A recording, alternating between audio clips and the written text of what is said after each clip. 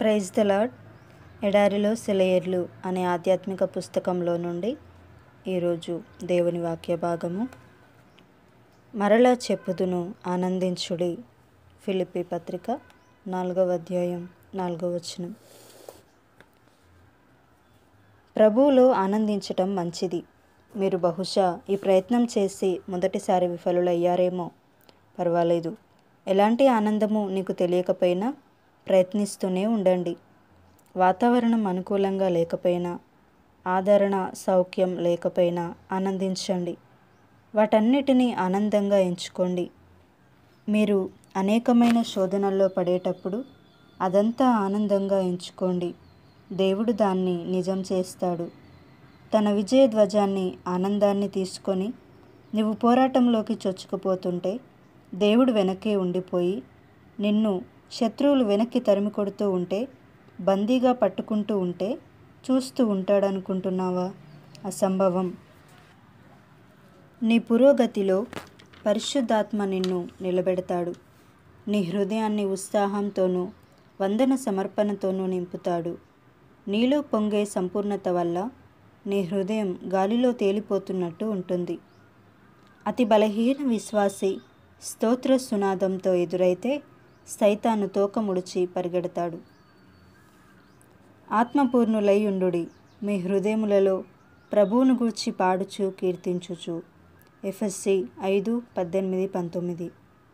ఇక్కడ అపోస్తలుడు ఆధ్యాత్మిక జీవితానికి ప్రోత్సాహాన్నిచ్చే సాధనంగా కీర్తనలు పాడడాన్ని ఉదాహరిస్తున్నాడు.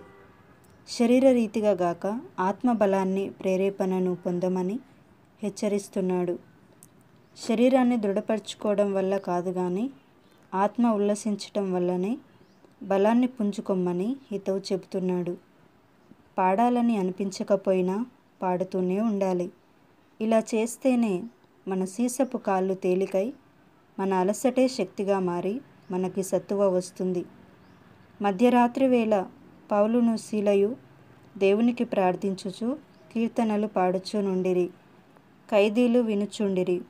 అపోస్తుల కార్యం 16వ అధ్యాయం 25వ వచనం.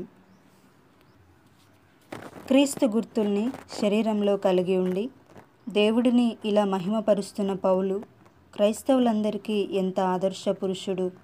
చావుకి అంగుళం దూరం వరకు అతనిని రాళ్లతో కొట్టినప్పటి గుర్తులు, 3 సార్లు తిన్న బెత్తపు దెబ్బల గుర్తులు, యూదులు కొట్టిన 195 కొరడా దెబ్బల గుర్తులు, ఫిలిప్పీ జైలులో తిన్న దెబ్బల గుర్తులు, రక్తం కారిన వాటిని కడగటానికి ఎవరూ లేనప్పుడు పడిన చారికలు, ఇవన్నీ అతని శరీరం మీద ఉన్నాయి.